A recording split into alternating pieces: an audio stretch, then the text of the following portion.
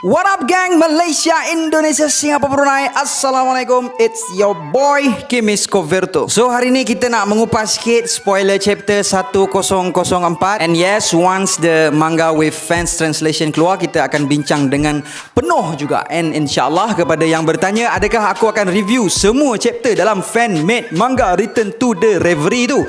Yes, insyaAllah aku akan review ke semuanya. Pasal tak banyak pun, hanya ada 6 chapter je. Pasal dah lalang review 2 chapter kan. Dan untuk manga novel Ace pun aku akan review juga. Pasal menarik juga cerita Ace tu. Dan ada banyak juga info yang menarik kat dalam novel Ace tu yang mungkin kalau lepas ni aku jadikan sebagai rujukan pun korang dah tak pening dah kan. So overall dalam chapter 1004 ni kita dapat melihat yang Oda telah memanfaatkan sela masa 10 minit Luffy sebelum dapat menggunakan semula hakinya untuk menceritakan what is going on di Onigashima secara menyeluruh. Yes, kalau kita boleh tengok sebelum-sebelum ni pun di dalam setiap arc Oda menggunakan format yang sama, which is apabila main character perlu recharge, Oda akan menggunakan masa tersebut untuk menceritakan what is going on pada tempat-tempat yang berlainan. Dan dalam chapter lepas aku ada juga mengutarakan spekulasi aku berkenaan certain perkara. So dalam ni spekulasi aku tu ternyata tepat. Yahoo!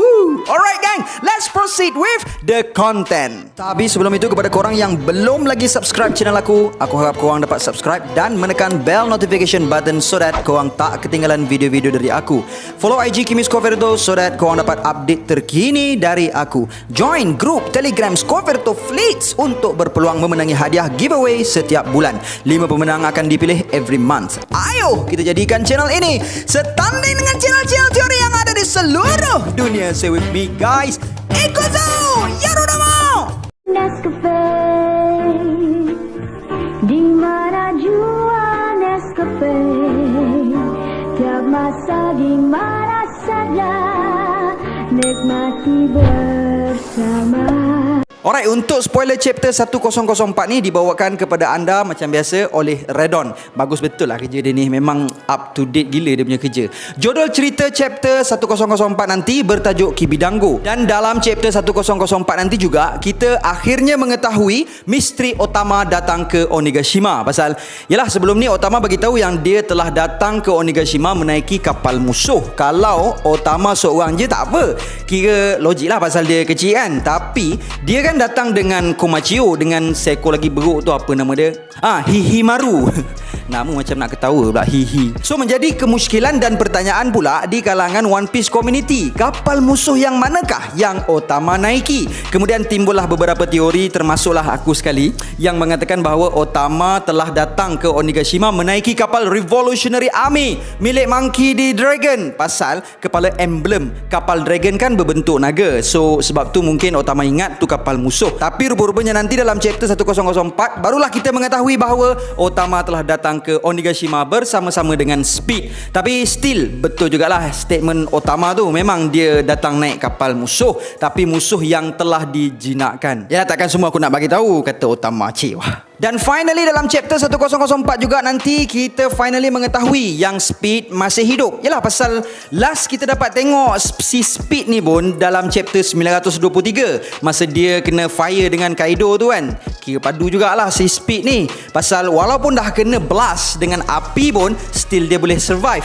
Kemudian dalam chapter 1004 nanti kita akan melihat seperti mana Speed, headliner dan gifter-gifter yang lain juga di Onigashima sedang memakan Kibidango milik Otama dan berubah menjadi aliansi Luffy. And now roda telah berputar dan telah bertukar dan pasukan CP0 perlu recalculate balik percaturan mereka dalam game Go Board tu. Pasal kalau diikutkan boleh tahan ramai jugalah gifter dan headliner Kaido ni. Dan seperti senjata memakan tuan, kelemahan buah Devil Smile tu akhirnya telah menjadi advantage kepada pasukan Luffy. Dan sebelum ni ada orang komen kat aku dan agak kasar jugalah bunyi dia. Tapi tadi bila aku tengok balik komen tu dah tak ada, dia dah delete dah pun.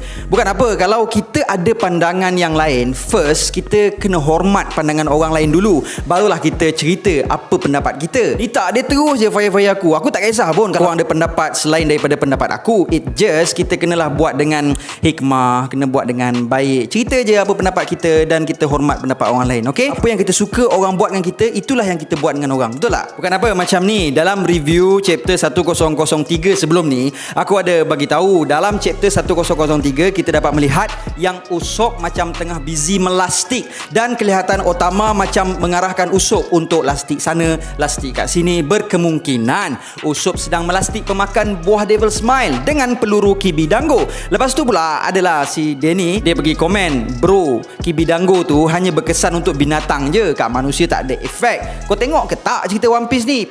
Bukan main kasar lagi perucapan dia tu kan. Tapi aku tak respon pula, pasal aku rasa semua yang tengok siri One Piece ni dah tahu dah yang Kibidango tu pun ada efek dekat gifter dan even headliner macam yang kita boleh tengok kat kes si Speed ni lah. Lepas makan Kibidango terus menjadi hamba kepada Otama. So kali ini dalam arc Wano ni kita dapat melihat kuasa manipulatif situasi berada di tangan pihak Luffy. Pasal sebelum-sebelum ni dalam arc-arc yang lain sebelum ni kita dapat melihat kuasa-kuasa manipulate ni daripada pihak musuh. Contohnya macam arc Little Garden, kita boleh tengok Marianne aka Miss Golden Week telah memanipulasi situasi dengan kemampuan melukisnya.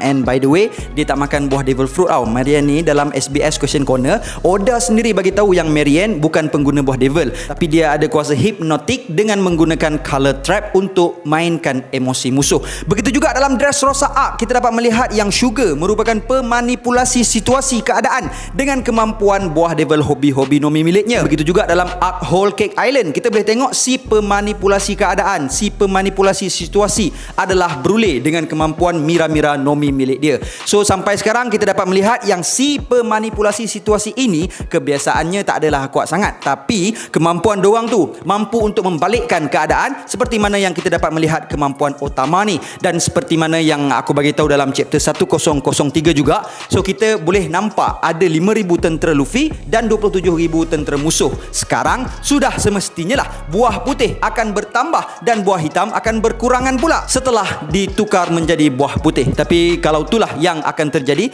bermakna situasi itu resembling kepada game Othello kan. Pasal ialah bila buah hitam dengan buah hitam mengapit buah putih kan, buah putih ni akan bertukar jadi buah hitam. Tapi apa-apa pun still relevant game Go ni, pasal sebab nature game Go ni adalah conquering, yang mana pasukan aliansi Luffy still need to conquer keadaan, iaitu mengepung eksekutif Kaido, terutamanya pihak Tobiropo dan All Star King, Jack dan Queen. So buah putih pula kali ni mungkin akan bertambah dan buah hitam akan berkurangan setelah memakan Kibidango oleh si pemanipulasi keadaan, iaitu Otama.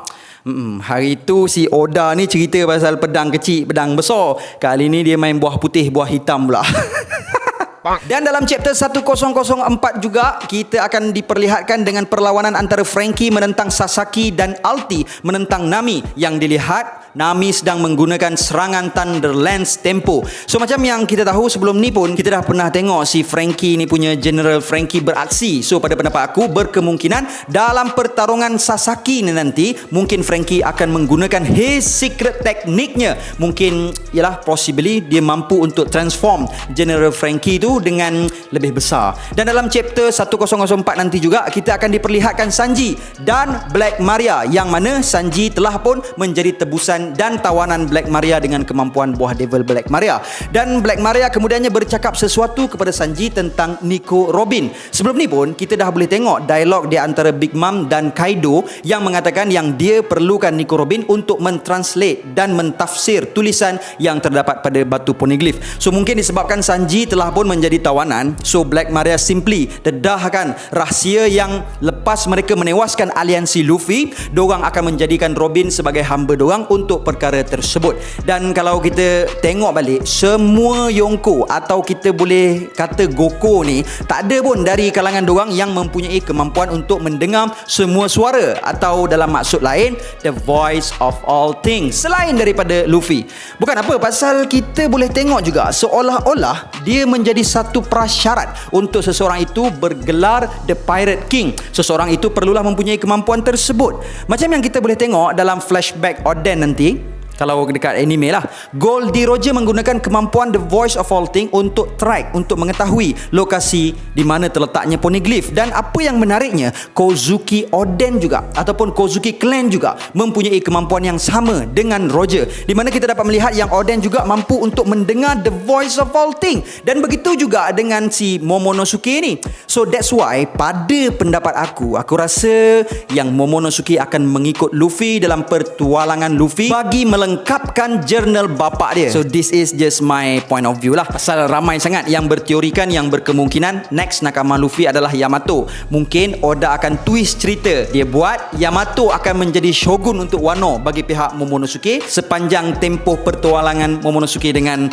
si Luffy, dan Momo akan mengikut jejak langkah bapa dia untuk pergi mengembara dengan bakal Pirate King kita. Dan setelah pengembaraan tu tamat, nanti mungkin Momo akan mengarahkan penduduk Wano untuk menulis jurnal pengembaraan bapa dia dan jurnal pengembaraan dia dengan Luffy dalam poneglyph juga. Yalah, kalau Red Poneglyph merupakan poneglyph yang menceritakan di mana lokasi Laugh Tale. Nanti mungkin Momonosuke akan mengarahkan orang untuk hasilkan satu poneglyph untuk menulis apa yang ada di Laugh Tale dan cerita pengembaraan bapa dia dengan dia secara lengkap to educate generasi yang mendatang. Dan mungkin poneglyph itu ditulis atas satu batu poneglyph emas, memandangkan Wano pun dikenali dengan the country of gold kan. Ni just teori ringan-ringan aku je lah, ringan-ringan je. Alright, kemudian dalam chapter 1004 nanti, Bao Huang telah pun berjaya menjejaki lokasi Red Scabbard berkat kemampuan dia, dan bersama-sama Red Scabbard ada orang yang ke-10 yang membantu 9 Red Scabbard ni. Kalau boleh teka, aku rasa mungkin orang yang ke-10 tu adalah Tengu-Yama Hitetsu lah kot. Lepas tu Tengu-Yama reveal yang dia adalah Kozuki Sukiyaki. Wah. And akhirnya dalam chapter 1004 nanti kita akan melihat King sedang memberi arahan kepada Black Maria untuk membunuh pasukan Red Scabbard. So this is all yang ada dalam spoiler chapter 1004. Untuk mengetahui secara jelas dan tuntas, sama-samalah kita nantikan mangganya. So guys, be sure to drop komen korang kat bawah kalau korang rasa apa yang aku ceritakan ni make sense ataupun tidak. Dan sama-samalah kita jadikan ruangan komen ini sebagai tempat kita untuk bertukar-tukar pendapat dan bukan untuk bertukar-tukar dosa. Okay? And until then my gang, there is no God except Allah. Assalamualaikum warahmatullahi